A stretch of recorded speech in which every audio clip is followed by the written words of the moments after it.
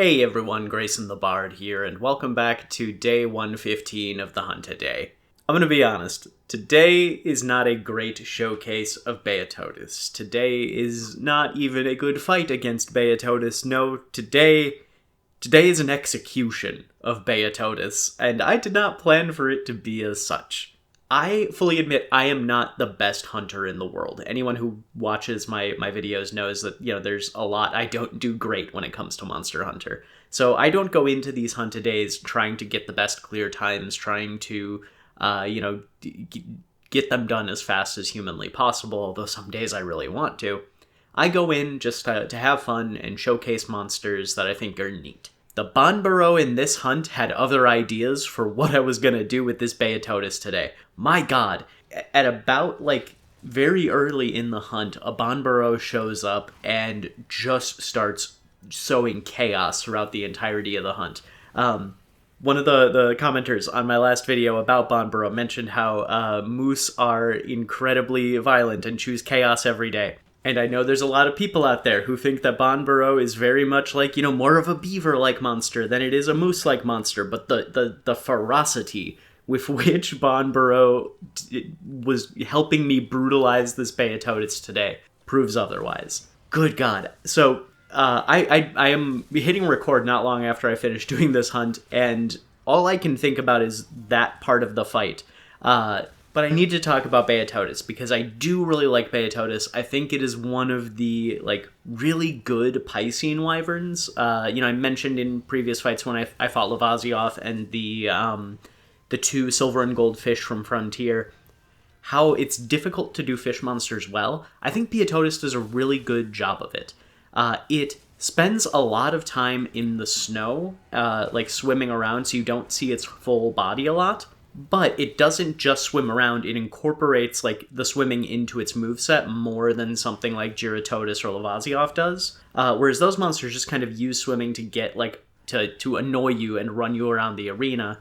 Beotodus does a lot of, spins, full body, spin attacks, and, a dive bomb dive at you. It's a lot more interesting with how it attacks, and I think that makes for a really fun fight and a really fun creature. Although, there are 3 ice-based shark-like monsters in the Monster Hunter series now. You've got Zamtrios, you've got, I can't remember his name, Anoropatisu from Frontier, and then you've got Beotodus. And of the 3, Beotodus is definitely down there in terms of quality. I haven't fought Zamtrios yet, but I am 100% going to, so I can talk about what I mean.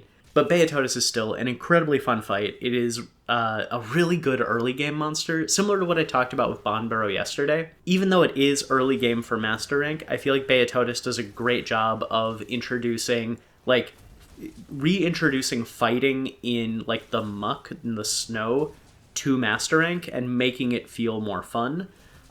It giving you Ice Blight and dealing with your stamina with how much you have to dodge against Beotodus is tough to deal with if you don't bring Nullberries. Which reminds me, I forgot to bring Nullberries, and this fight was such a mess, I completely forgot to drink a hot drink at the start. So you'll see, kind of towards the middle part of the hunt, I have to fully re-up my stamina. I was a mess this morning, gang. I'm so sorry. I like to talk about my favorite moves for a lot of these monsters that they do. Yesterday with Banbaro, I talked about his, digging up something out of the ground and using it as a weapon as part of the environment. Beotodus doesn't really have anything too special in terms of its moveset. If I had to pick one, I would say my favorite move that it does is the, full body spin that it does to hit you. Sometimes it will chain that 2 or 3 times, and that catches me off guard a lot whenever I fight him. But other than that, he doesn't really do anything too crazy. He is just a really fun, grounded monster. And I think, Monster Hunter needs a lot of that. I had a lot of fun in Frontier with all of the big, bombastic, over-the-top bullshit. But I do really like it when the monsters are, grounded and simple. And Beotodus does it really well. In terms of aesthetics, he ticks all my boxes.